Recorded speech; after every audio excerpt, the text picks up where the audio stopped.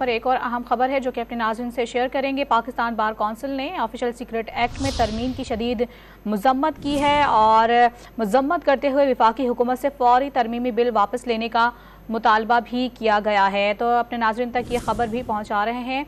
इससे पहले अपने नाज़रीन को बता रहे थे कि सुप्रीम कोर्ट में फौजी अदालतों में सिविलियंस के ट्रायल के खिलाफ केस की समाअत गैर मुअय्यना मुद्दत तक मुलतवी हुई है और अब ये खबर है कि पाकिस्तान बार कौंसिल ने ऑफिशियल सीक्रेट एक्ट में तरमीम की शदीद मजम्मत करते हुए वफाकी हुकूमत से फौरी तरमीमी बिल वापस लेने का मुतालबा किया है। हसीब भट्टी, इस हवाले से क्या तफसीलात हैं आपके पास?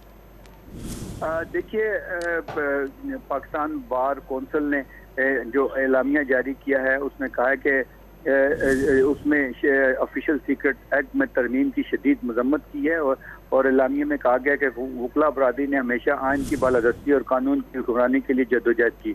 आइन की बालादस्ती और कानून की हुक्मरानी के खिलाफ किसी भी इक़दाम की भरपूर मुखालफत की जाएगी। ऑफिशियल सीक्रेट एक्ट तरमीमी बिल से खुफिया अदारों को किसी भी शहरी की हिरासत में लेने की खुली छूट भी दे दी गई है। ऑफिशियल सीक्रेट एक्ट में तरमीम के जरिए खुफिया अदारों को किसी अदालत के सर्च वारंट के बगैर किसी भी शहरी या किसी भी जगह तलाशी लेने की खुली छुट्टी दी गई है। ऑफिशियल सीक्रेट एक्ट में तरमीम न सिर्फ गैर इखलाकी बल्कि इंसाफ के इक़्तिदार के खिलाफ है। बहुत शुक्रिया हसीब भट्टी, आप तफसीली तौर पर आगाह कर रहे थे।